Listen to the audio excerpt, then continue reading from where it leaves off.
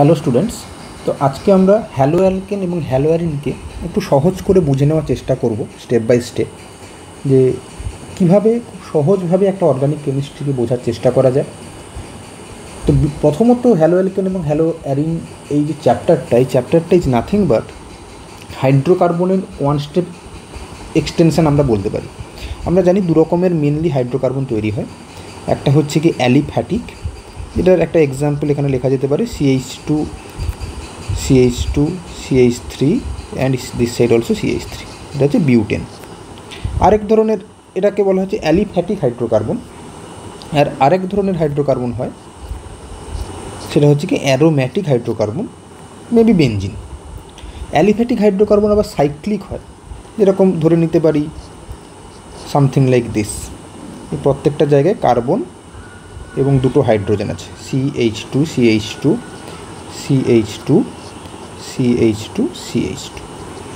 তো এইগুলো হচ্ছে হাইড্রোকার্বন। আবার অ্যালিফ্যাটিক হাইড্রোকার্বন সাইক্লিক ছাড়াও হতে পারে, যার ডবল বন্ড আছে, C double bond C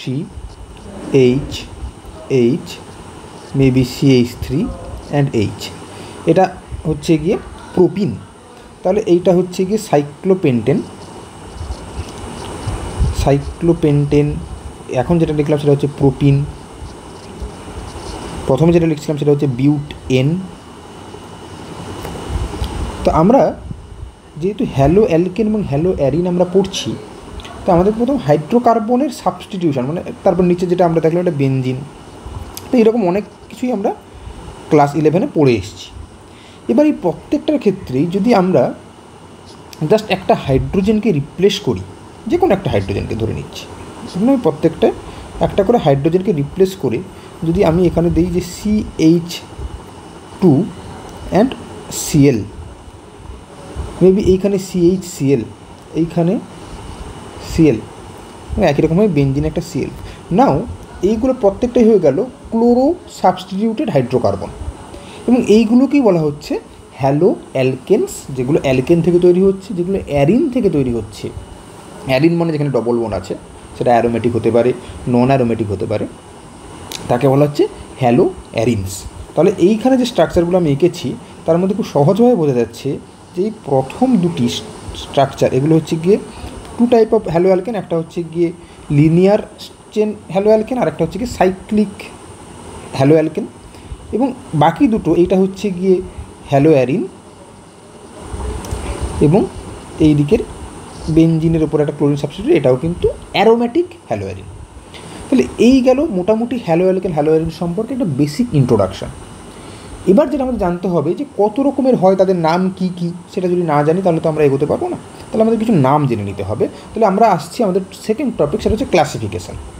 classification অনেকভাবেই করা যায় হ্যালো অ্যালকেন হ্যালো অ্যারিনের।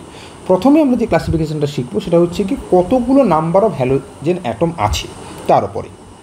যেরকম আমি যদি এখানে ড্র করি C2H5X, এক্সটা লেখা হয় যে কোনো হ্যালোজেনকে। এক্স মানে হতে পারে ফ্লুরিন, ক্লোরিন, ব্রোমিন, আয়োডিন, যা কিছু হতে পারে, এবং এগুলো নাথিং বাট দ্য হ্যালোজেন্স। তাহলে C2H5X মানে হচ্ছে গিয়ে অ্যাকচুয়ালি আগে ছিল ইথেন C2H6, সেখান থেকে C2H5 যখন Cl হয়ে গেল তাহলে ক্লোরো ইথেন হয়ে গেল, এইরকম ব্যাপারটা। তাহলে এইগুলোকে বলা হচ্ছে মনো হ্যালো অ্যালকেন। তাহলে অ্যালকেন থেকে হ্যালো অ্যালকেন হলো, তাহলে এটা হচ্ছে মনো হ্যালো অ্যালকেন। একই রকমভাবে যদি দুটো হ্যালো অ্যালকেন, দুটো অ্যালকেনের দুটো হাইড্রোজেন রিপ্লেসড বাই দুটো ডিফারেন্ট হ্যালোজেন্স, তখন কী হবে যে CH2X এবং CH2X। ওই একই ইথেনের দুটো কার্বনের দুটো হাইড্রোজেনকে আমরা রিপ্লেস করলাম, একে বলা হচ্ছে ডাই হ্যালো অ্যালকেন।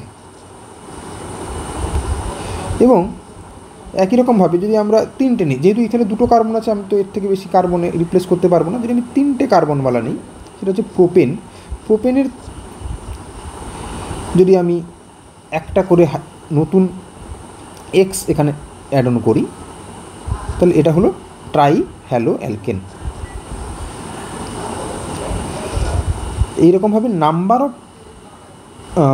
হ্যালোজেনের উপর ডিপেন্ড করে এই নামগুলো করা হয়। ঠিক তেমনি আমরা বেঞ্জিনটাকে যদি একটা স্ট্যান্ডার্ড অ্যারিন হিসাবে ধরে নিই, তাহলে আমরা যদি ড্র করি বেঞ্জিনকে, এবং বেঞ্জিনের একটা কার্বনে যদি আমরা এক্স দিয়ে সাবস্টিটিউট করি, কারণ বেঞ্জিনের প্রত্যেকটা কার্বনে একটা করে হাইড্রোজেন থাকে, আমি একটার ক্ষেত্রে হাইড্রোজেনকে বাদ দিলাম এবং একটা হ্যালোজেনকে আমি অ্যাড করলাম, তাহলে একই রকমভাবে এটার নাম হবে মোনোহ্যালোঅ্যারিন।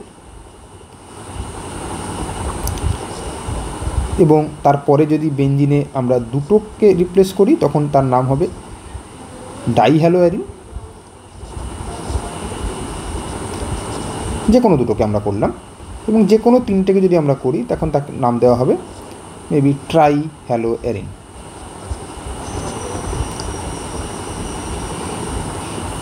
এবার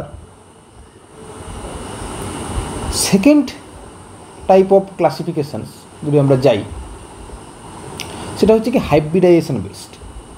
তাহলে আপাতত আমরা যে জিনিসটা ছোট্ট করে একটু শেখার চেষ্টা করলাম, যে নাম্বার অফ হ্যালোজেন অ্যাটমের উপর ডিপেন্ড করে ক্লাসিফিকেশানটা। এবার আমরা যেটা শিখবো সেটা হচ্ছে কি sp3x কিনা।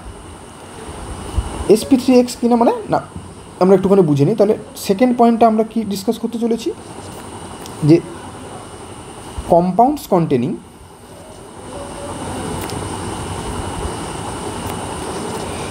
sp3cx। আমরা জানি sp3 কার্বন কাকে বলে, যেই কার্বনের 4টে সিগমা বন্ড থাকে। তাহলে এরকম যে কোনো কার্বনের সঙ্গে যদি একটা হ্যালোজেন লেগে থাকে, তার কী ধরনের নামকরণ করা হয়। এক্সাম্পল একটু আমরা ড্র করে নিই। মেবি এই একটা কার্বন, এই কার্বনের সঙ্গে এই হাইড্রোজেন হাইড্রোজেন এবং এই দিকে লেগে আছে ধরে নিচ্ছে একটা আর ড্যাশ, এবং উল্টো দিকে লেগে আছে আমাদের হ্যালোজেন। এখন যে এই যে sp3 কার্বনটা, যেটা লাল কার্বনটা, সেই sp3 কার্বনটা কিন্তু দেখুন একটা অ্যালকাইল গ্রুপের সঙ্গে লেগে আছে। তাহলে যদি একটা অ্যালকাইল গ্রুপ আমাদের sp3 কার্বনের সঙ্গে লেগে থাকে, তাহলে আমরা জানি এটাকে বলা হয় 1 ডিগ্রি sp3 কার্বন। এবং তার সঙ্গে যে হ্যালোজেনটা লেগে আছে, তাহলে এই ধরনের হ্যালোজেনের নাম দেওয়া হয় প্রাইমারি হ্যালোজেন। যখনই এই স্ট্রাকচারটা সেকেন্ডারি হয়ে যাবে, সেকেন্ডারি কখন হবে, যখন এই কার্বনের সঙ্গে দুটো অ্যালকাইল গ্রুপ অ্যাড হবে, মেবি একটা আর ডট একটা আর, এবং আমাদের হ্যালোজেন যা ছিল তাই। তাহলে এই ধরনের স্ট্রাকচারকে বলা হচ্ছে সেকেন্ডারি। একে 1 ডিগ্রি বা 2 ডিগ্রিও বলা হতে পারে। কেন? কারণ এখানে দুটো অ্যালকাইল গ্রুপ ওই সেন্টার কার্বনের সঙ্গে লেগে আছে, যেই কার্বনটার সঙ্গে একটা হ্যালোজেন লেগে আছে। নাম্বার 3 যদি আমরা একটুখানি এক্সাম্পল হিসাবে দেখি, এটা হচ্ছে কি সি আর ডট, মেবি এখানে আর ডবল ডট আমরা নিতে পারি, আর একটা আর নিতে পারি, এবং এখানে আমাদের এক্স থাকতে পারে। তাহলে এখন যদি আমরা একটু খেয়াল করে দেখি, যে তিনটে মানে অ্যালকাইল গ্রুপ কিন্তু লেগে থাকলো। তাহলে তিনটে অ্যালকাইল গ্রুপ যেহেতু লেগে আছে, তাহলে একে বলা হবে 3 ডিগ্রি বা টার্সিয়ারি। প্রত্যেকটাই কিন্তু অ্যালকাইল হ্যালাইডস। এবার যদি ক্লোরিন থাকে তাহলে অ্যালকাইল ক্লোরাইড, ব্রোমিন থাকলে অ্যালকাইল ব্রোমাইড, এবং যদি আয়োডিন থাকে আয়োডাইড, ফ্লুরিন থাকলে ফ্লুরাইড। তাহলে প্রত্যেকটাই কিন্তু primary alkyl halide, secondary alkyl halide and tertiary alkyl halide, এইরকমভাবে নাম আমরা করব। আচ্ছা, এ তো গেল অ্যালকাইল হ্যালাইডের ওপরে বা হ্যালো অ্যালকেনসের ওপরে। আরেকটা কীরকম হয়, আরেকটা হয় অ্যালাইলিক। তাহলে আমরা sp3cx এর মধ্যে একটা সাবটাইপ পড়লাম, সেটা হচ্ছে গিয়ে অ্যালকাইল হ্যালাইডস। সেকেন্ড সাবটাইপ আমরা এবার পড়ব, সেটা বলছে অ্যালাইলিক হ্যালাইডস। একটু পড়ে নিই, তারপরে আমরা অ্যালাইলিক হ্যালাইড কাকে বলা হয়। এরকম যদি বন্ড থাকে, এইখানে CH2 ডবল বন্ড সি, ওপরে একটা হাইড্রোজেন, নিচে একটা এক্স, তাহলে বলে CH2CX, not like this, CH2 double bond CH, then CH2, then X। তার মানে আমরা যেহেতু 1 ডিগ্রি কার্বন বলছি, তাহলে এই যে কার্বনটাকে যদি আমরা দেখি, এই কার্বনটার সঙ্গে একটাই অ্যালকাইল গ্রুপ লেগে আছে আর বাকি দুটো হাইড্রোজেন, তাহলে এইটা হচ্ছে 1 ডিগ্রি। কিন্তু এই যে একটা অ্যালাইল গ্রুপ, এই গ্রুপটাকে বলা হচ্ছে অ্যালাইল, এই পুরো গ্রুপটাকে অ্যাকচুয়ালি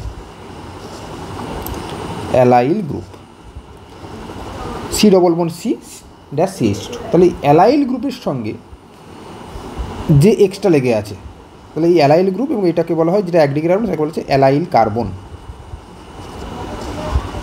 তাহলে সেই অ্যালাইল কার্বনের সঙ্গে যেই এক্সটা লেগে আছে, তাহলে এইটার নাম কী দেওয়া হবে? এটা হচ্ছে অ্যালাইলিক হ্যালাইড। আর একটা এক্সাম্পল আমরা একটু ড্র করতে পারি। সাপোজ আমরা এরকম একটা স্ট্রাকচার দেখছি, এইখানে দেখুন, যদি একটুখানি এইভাবে আমরা দেখে নিই যে এই স্ট্রাকচারটা জাস্ট লুকস লাইক দিস না, এই যে CH, এখানে আবার ডবল বন্ড, তারপরে একটা সিঙ্গেল বন্ড, তারপরে তার সঙ্গে এক্স লেগে আছে। তাহলে এই পার্টিকুলারটা হচ্ছে গিয়ে আমাদের সেই অ্যালাইল কার্বন। তাহলে এটাও কিন্তু একটা অ্যালাইলিক হ্যালাইডের এক্সাম্পল। তাহলে আমরা অ্যালাইল গ্রুপ শিখলাম। এবার আমরা জানবো যে বেনজাইলিক হ্যালাইড কাকে বলা হয়। বেনজাইলিক হ্যালাইডও কিন্তু একটা sp3 কার্বনের একটা সাবটাইপ। তাহলে যখন একটা সিঙ্গেল বন্ডের রেসপেক্টে CH2 থাকলো, মানে একটা সিঙ্গেল বন্ড, ডবল বন্ড, তাহলে একটা ডবল বন্ডের রেসপেক্টে একটা CH2 এবং সেই CH2-র সঙ্গে যখন এক্স লেগে থাকে তাকে বলা হচ্ছে অ্যালাইলিক। কিন্তু একটা বেনজিন গ্রুপ, তার রেসপেক্টটা CH2, তার সঙ্গে যখন একটা এক্স লেগে থাকছে, তখন এই গ্রুপটাকে নাম দেওয়া হয় বেনজাইলিক বা বেনজাইল গ্রুপ। এবং এই এক্সটাকে বলা হয় বেনজাইলিক হ্যালাইড। এই পুরো স্ট্রাকচারটাকে বলা হচ্ছে, এবং এই কার্বনটাকে বলা হচ্ছে বেনজাইলিক কার্বন বা বেনজাইল কার্বন। ঠিক আছে? তো এইভাবে করে কিন্তু আমরা জানবো। এবার এইটা যেটা এখন স্ট্রাকচার রাখলাম, এটা একটা 1 ডিগ্রি বেনজাইলিক হ্যালাইড। এটাকে আমরা বলতে পারি 1 ডিগ্রি বেনজাইল হ্যালাইড। এবার যদি আমি ওই স্ট্রাকচারটাই এইভাবে করে আঁকি, একটা বেনজিন গ্রুপ, তারপরে এই যে কার্বন, এই কার্বনটা তো এখন sp3, এবার sp3 মানে তার সঙ্গে 3টে যদি আমি এখানে লাগিয়ে দিই, এখানে একটা R, এখানে আরেকটা R, এবং এইখানে X, তার মানে দেখলাম কি আগে এই কার্বনের সঙ্গে একটা বেনজিন লেগেছিল, সেটাই ছিল আমাদের তাকে 1 ডিগ্রি বলার কারণ। কিন্তু এখন যে সেন্টার কার্বন, মানে এই কার্বনটার কথা বলতে চাইছি, আগে দেখুন এই কার্বনের সঙ্গে একটাই অ্যালকাইল গ্রুপ বা অ্যারাইল গ্রুপ লেগেছিল, কিন্তু এখন এই কার্বনের সঙ্গে 3টে লেগে আছে, কিন্তু এটা আবার একটা বেনজাইল কার্বন। তাহলে এটা বেনজাইল কার্বন এবং তার সঙ্গে 3টে অ্যালকাইল গ্রুপ লেগে আছে, এই একটা অ্যালকাইল গ্রুপ, এই একটা অ্যালকাইল গ্রুপ, এটাকে অ্যারাইল গ্রুপ বা অ্যালকাইল গ্রুপ যাই বলি, ইন দ্য সেম ফ্যামিলি। তাহলে এইটা হলো একটা, প্রথম তো এটা একটা বেনজাইলিক হ্যালো অ্যালকেনের একটা এক্সাম্পল, কিন্তু বেনজাইলিক তার পাশাপাশি কিন্তু এটা 3 ডিগ্রি, তাহলে এটা একটা 3 ডিগ্রি বেনজাইলিক হ্যালাইড। তাহলে এই জিনিসগুলো আমাদেরকে একটু জানতে হবে, এইগুলো আমরা প্র্যাকটিস করতে করতে কিন্তু আমরা জানব। বেশ, এরপরে ক্লাসিফিকেশানের 3 নম্বর যদি আমরা আসি, সেখানে হচ্ছে কি sp2CX। তাহলে এখন পর্যন্ত যতগুলো জানলাম সেগুলো হচ্ছে sp3CX-এর উপর ডিপেন্ড করে ক্লাসিফিকেশান। এবার যদি আমরা sp2CX-এর উপর ডিপেন্ড করে একটু ক্লাসিফিকেশানে আসি, তাহলে কীরকম হবে? sp2CX মানে কি, যে এমন কার্বন যে কার্বনটা নিজে ডবল বন্ডের একটা পার্ট। আগের যে কার্বনগুলোকে আমরা ড্র করলাম সেগুলো ডবল বন্ডের সঙ্গে কানেক্টেড, কিন্তু সেটা নিজে ডবল বন্ডের পার্ট নয়। কিন্তু এখন এই যে কার্বনটা আমি আঁকছি, সাপোজ এইরকম C+C, এবং এই কার্বনেই আমি একটা এক্স অ্যাড করলাম, এটা হয়ে গেল CH2। এখানে যেহেতু আরেকটা হাইড্রোজেন লাগবে ব্যালেন্স করার জন্য, আরেকটা হাইড্রোজেন লাগবে। তাহলে এই যে স্ট্রাকচারটা, এই ধরনের স্ট্রাকচারকে কিন্তু আমরা বলছি sp2CX বন্ড। এবং এই sp2CX বন্ডকে আমরা দুরকমভাবে নাম দিই। একটাকে বলা হচ্ছে ভিনাইলিক। ভিনাইলিক কারণ ডিরেক্টলি এই কার্বন যে যার ডবল বন্ড আছে তার সঙ্গে যদি এক্স লেগে থাকে, তাহলে এর নামটা আমরা কী দিলাম, যে এই এক্সটা কিন্তু ডিরেক্টলি ওই কার্বনের সঙ্গে লেগে আছে, যে এই কার্বনটা একটা ডবল বন্ডের পার্ট, তাহলে একে নাম দিচ্ছি আমরা ভিনাইলিক। আর একটা স্ট্রাকচার ভিনাইলিকে এঁকে দেখাই, সাইক্লিক একটা স্ট্রাকচার, এই ডবল বন্ড, এর সঙ্গে একটা এক্স। আগে কী করেছিলাম, ওখানে CH2 দিয়ে এক্স দিয়েছিলাম, সেটাকে বলেছিলাম অ্যালাইলিক, কিন্তু এটা হলো ভিনাইলিক।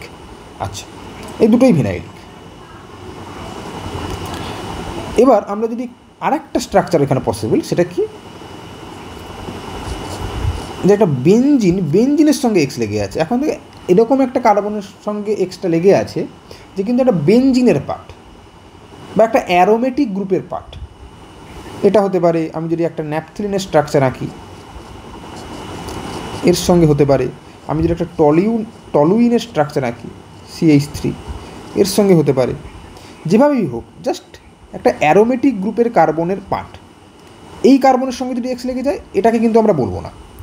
আমরা বলবো যখন ওই এক্সটা ডিরেক্টলি কোনো একটা অ্যারোমেটিক কার্বনের সঙ্গে লেগে আছে, তখন তার নাম দেব অ্যারাইল হ্যালাইড।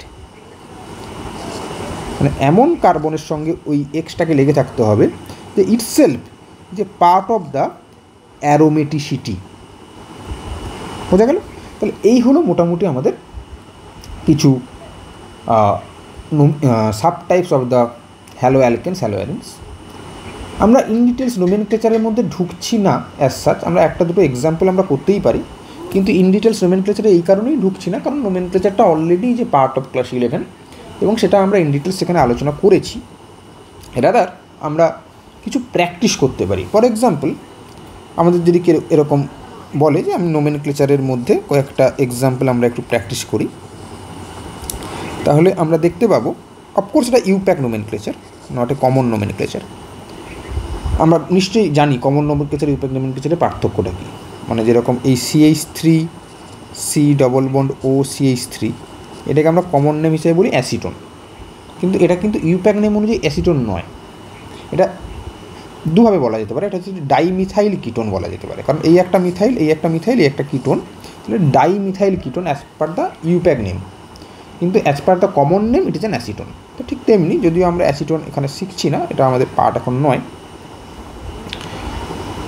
আমরা মূলত যেটা শেখার চেষ্টা করছি একটা দুটো এক্সাম্পল। সাপোজ আমি একটা যে কোনো স্ট্রাকচার নিজের মনের মতো ড্র করছি, CH2Cl CH3 CH3 and CH3। তাহলে এইটার নাম কী হবে? এইটার নাম প্রথম আমরা যেখান থেকে শুরু করবো, যেখানে আমাদের যে কোনো ফাংশনাল গ্রুপ লেগে আছে, তাহলে ফাংশনাল গ্রুপের সঙ্গে যে কার্বন লেগে আছে তাকে আমরা 1 2 3 এরকম করে নাম দিই। তাহলে এইটাকে 1 দিতে পারি, এটাকে 2 দিতে পারি, এবং এইটাকে 3 দিতে পারি, এবং এইটাকে আমরা একটা লিনিয়ার স্ট্রাকচার ধরতে পারি, এবং এই দুটো CH3কে আমরা ধরতে পারি একটা ব্রাঞ্চড কার্বন হিসাবে। তাহলে নামটা কীভাবে দিতে পারি আমরা একটু দেখি। 1 নম্বর কার্বনের সঙ্গে ক্লোরিন লেগে আছে, তাহলে আমরা শুরুই করবো 1 ক্লোরো দিয়ে। 1 ক্লোরো, সিটা বড় অফকোর্স, ড্যাশ দেবো। দেখুন 2 নম্বর কার্বনের সঙ্গে দুটো মিথাইল গ্রুপ লেগে আছে, তাহলে 2,2 ডাইমিথাইল এবং প্রোপেন। যেহেতু 3টে কার্বনের মেন চেন, এই যে 1 2 3 আমরা লিখেছি, তাহলে প্রোপেন হলো। তাহলে এই ধরনের নামগুলো আমাদেরকে দিতে হবে। বা যদি আমরা অন্য একটা নাম আমরা একটুখানি চেষ্টা করি, অন্য কোনো একটা স্ট্রাকচার পার্টিকুলারলি, মেবি দিস, এটা একটা বেঞ্জিন। বেঞ্জিনের আমি এই জায়গায় একটা CH3 অ্যাড করলাম, তাহলে এটা হয়ে গেল টলুইন, এবং একটা Cl অ্যাড করলাম। তাহলে আমাকে যদি এর কমন নেম লিখতে বলা হয়, তাহলে আমরা জানি যে টলুইনের CH3 রেসপেক্টে ঠিক তার পরের কার্বনেই ক্লোরিনটা আছে। তাহলে এটা একটা অর্থ পজিশন, টলুইনের রেসপেক্টে এইটা হচ্ছে মেটা পজিশন, আর এটা হচ্ছে প্যারা পজিশন। ঠিক তো পরেরটাই অর্থ, তারপরেরটা মেটা, তারপরেরটা প্যারা, এদিক থেকে এটা হচ্ছে অর্থ, এটা মেটা, এটা প্যারা। তাহলে টলুইনের রেসপেক্টে অর্থ পজিশনে ক্লোরিন আছে, তাহলে কমন নেমটা কী হবে? অর্থ ক্লোরো টলুইন। কিন্তু এটা তো কমন নেম, টলুইন তো আর ইউপ্যাক নেম নয়। তাহলে ইউপ্যাক নেমটা আমরা কী দেবো? ইউপ্যাক নেমটা আমরা দেবো যেইটা আমাদের মেন ফাংশনাল গ্রুপ, সেটা হচ্ছে ক্লোরিন। তাহলে ক্লোরিনের সঙ্গে যেটা লেগে আছে সেটাকে আমরা দেবো 1, এবং তারপরেরটা দেবো আমরা 2। আমরা ওই দিক দিয়েও 2 লিখতে পারতাম, কিন্তু ওই দিক দিয়ে 2 লিখলে CH3টা অনেকটা পরে আসবে, 6 নম্বর কার্বনে আসবে, আমরা চাই না। আমরা চাই সেকেন্ড যেটা আমাদের সঙ্গে অ্যাটাচড হয়ে আছে সেটাকে ম্যাক্সিমাম প্রায়োরিটি দিতে, সে কারণে 2, এবং বাকিটা তো 3 4 5 6 এরকম করে হবে, মানে এটা 3, এটা 4, এটা 5, এটা 6। তাহলে ইউপ্যাক নাম অনুযায়ী যদি আমাকে নামটা করতে হয়, তাহলে আমি নাম দেবো কিছুটা এইরকমভাবে।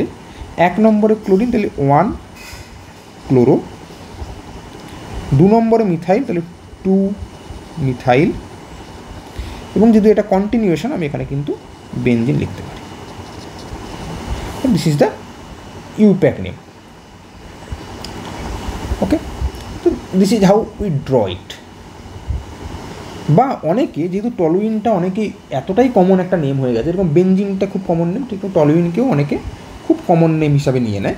সেক্ষেত্রে কখনো কখনো এই একই স্ট্রাকচারকে টলুইনের রেসপেক্টে যদি টলুইনটাকে আমার ধরতে হয়, যদিও সেটাকে না মনে রাখলেও চলে, আমি এই স্ট্রাকচারটাকে আবার আরেকভাবে ভাবতে পারি যে মেবি আমি অন্য একটা কালার নিচ্ছি।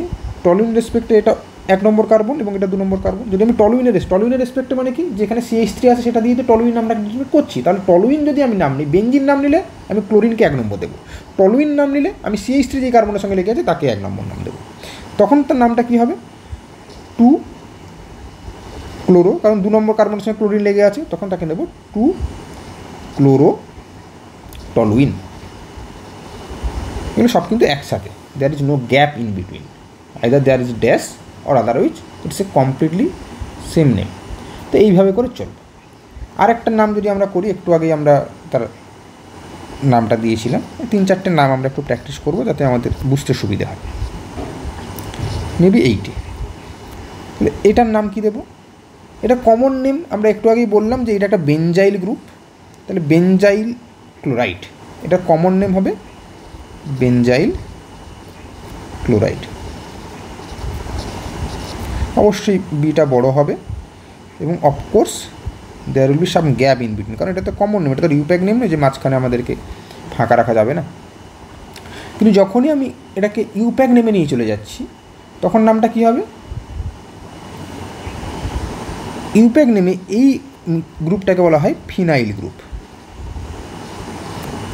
ওকে, তাহলে ফিনাইল গ্রুপের অনুযায়ী আমাকে নাম দিতে হবে। তাহলে আমরা এইটাকে কিছুটা ধরে নিতে পারি এইরকমভাবে যে একটা মিথেন, তার যে 4টে বন্ড ছিল CH আর বাকি দুটো এইচের বদলে এইখানে একটা ফিনাইল গ্রুপ ঢুকে গেছে আর একটা ক্লোরিন গ্রুপ ঢুকে গেছে। দেখুন এইটা আর এটা অলমোস্ট সেম না। তাহলে ইউপ্যাক নেমিংয়ের সময় আমাকে কিন্তু অফকোর্স প্রাইমারি যে গ্রুপটা সেটাকে ধরতে হবে। তাহলে যেটা প্রাইমারি কার্বন সেটা কোনটা, এইটা আমাদের প্রাইমারি কার্বন, সেটাকে আমাকে ধরতে হবে এবং সেইটাকে ধরে আমি নামটা দেবো কীভাবে। দেখতে একটাই কার্বন, সেখানে তো 1-2 ব্যাপার নেই, তাহলে এটাকে দেবো এইরকমভাবে 1 তো দেবোই না, এটা দেবো ক্লোরো ফিনাইল মিথেন। হ্যাঁ, কারণ একটা মিথেনের 2টো হাইড্রোজেন, একটা ফিনাইল গ্রুপ এবং আরেকটা ক্লোরিন গ্রুপ দিয়ে সাবস্টিটিউট হলে এইরকম স্ট্রাকচারটা দাঁড়ায়, এর নাম দেবো ক্লোরো ফিনাইল মিথেন। তো এইভাবে কিছু নাম আমাদের কিন্তু প্র্যাকটিস করতে হবে এবং প্র্যাকটিস করতে করতেই কিন্তু এই জায়গাগুলো আমাদের তৈরি হবে। আই উড সাজেস্ট কি এইটাকে নিয়ে আমরা একটুখানি এনসিইআরটির বইতে বিভিন্ন রকমের স্ট্রাকচার আমাদের দেওয়া আছে প্র্যাকটিস করার জন্য, go through that, try that, আর সেখান থেকে যদি আমরা করতে পারি। লাস্ট আরেকটা এক্সাম্পল আমরা নেব, সেটা হচ্ছে একটু কমপ্লিকেটেড স্ট্রাকচার, হাইড্রোজেন এখানে ডবল বন্ড দেব, এবার এই কার্বনের সঙ্গে CH3 হাইড্রোজেন ব্রোমিন, আবার এইখানে হচ্ছে CH3 হাইড্রোজেন। তাহলে এই গেল আমার পুরো স্ট্রাকচারটা। এবার আমাকে নাম করতে হবে, আমি নামটা কীভাবে করব, প্রথম আমাকে 1 2 3 4 5টা করে নিতে হবে। তাহলে যেইখানে আমাদের স্ট্রাকচারটা শুরু হচ্ছে, আমি সবসময়ের জন্য চাইবো যে ডবল বন্ডকে আমি সব থেকে কম প্রায়োরিটিতে রাখতে। আমি যদি ডবল বন্ডকে সব থেকে কম প্রায়োরিটিতে রাখতে চাই, যদি আমি এই দিক থেকে যাই, তাহলে আমাকে 1 2 3 4 5 এটা একটা হতে পারে, অথবা উল্টো দিক থেকে এটা 1 2 3 4 5 এটা একটা হতে পারে। তাহলে ডবল বন্ডকে যদি প্রায়োরিটি দিতে হবে, তাহলে আমি কিন্তু এই রাস্তাটা ফলো করব, কারণ সেক্ষেত্রে কিন্তু আমার এই ডবল বন্ডটা শুরু হচ্ছে 2 নম্বর কার্বন, আমি এদিক দিয়ে গেলে ডবল বন্ডটা শুরু হচ্ছিল 3 নম্বর কার্বন, আমি সেটা চাইবো না। তাহলে সেই কারণে আমি কিন্তু ওই রুটটাই ফলো করবো, যে এই রুটটা আমার টেকনিক্যালি মোর রাইট, কারণ double bond always in the first priority. তাহলে 1 2 3 4 and 5। এবার আমি নামটা দিই, 4 নম্বরে যদি ব্রোমিন আছে তাহলে আমি শুরু করব 4 ব্রোমো। কেন? কারণ এটা অ্যালফাবেটিক্যাল অর্ডার, বিটা আগে আসবে। তাহলে 4 ব্রোমো, যদি 5টা কার্বন তাহলে পেন্ট, এবং যদি 2 নম্বর কার্বন থেকে ডবল বন্ডটা শুরু হয়েছে তাহলে তার নাম দেবো আমরা 2 ইন। তো 4 ব্রোমো পেন্ট 2 ইন, অফকোর্স এখানে একটা ড্যাশ থাকবে। হ্যাঁ, তো এইভাবে কিন্তু আমাদের নামগুলোকে প্র্যাকটিস করতে হবে, শিখতে হবে, যাতে আমরা এই জায়গাগুলোতে কোনো ভুল না করি। আচ্ছা, তো এবার হচ্ছে গিয়ে nature of CX bond. I am completely following the NCERT pathway, যাতে বুঝতে আমাদের সুবিধা হয়, পড়তে আমাদের সুবিধা হয়। তাহলে আমাদের নেক্সট টপিক হচ্ছে গিয়ে নেচার অফ সিএক্স বন্ড। তো নেচার অফ সিএক্স বন্ডে আমরা জানি যে কোনো carbon halogen bond always X, আর কার্বনটাকে যদি আমি এখানে একটু ইলেকট্রনিক ক্লাউডটাকে একটু আঁকার চেষ্টা করি, তাহলে কিছুটা কীরকম হয়, rather I would draw by this particular thing, maybe something like this, and yeah,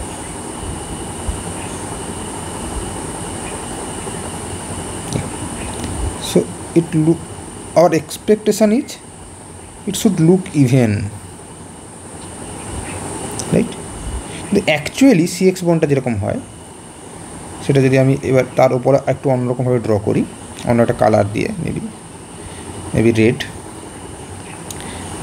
actually CX বন্ডটা হয় এইরকম।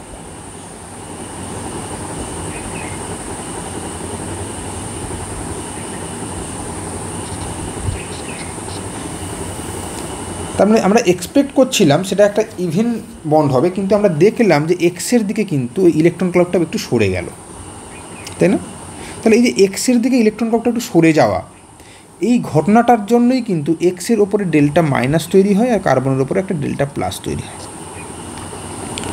তাহলে এই যে CX bond in any halo alkane or halo arene there will be a dipole movement, কারণ যখনই delta plus delta minus বা partial positive and partial negative charge একে অপর ওপর তৈরি হচ্ছে, তখনই কিন্তু পজিটিভ চার্জের দিক থেকে নেগেটিভ চার্জের দিকে একটা ম্যাগনেটিক মোমেন্ট কাজ করে, কারণ ইলেকট্রনের স্পিনের সঙ্গে ম্যাগনেটিক মুভমেন্টটা ইম্পর্টেন্ট, এবং ম্যাগনেটিক মুভমেন্টের সঙ্গে যে ডাইপোল, দুটো পোল তৈরি হলো, এইখানে একটা পোল, এখানে আরেকটা পোল, তাহলে একটা পোল থেকে আরেকটা পোলের দিকে একটা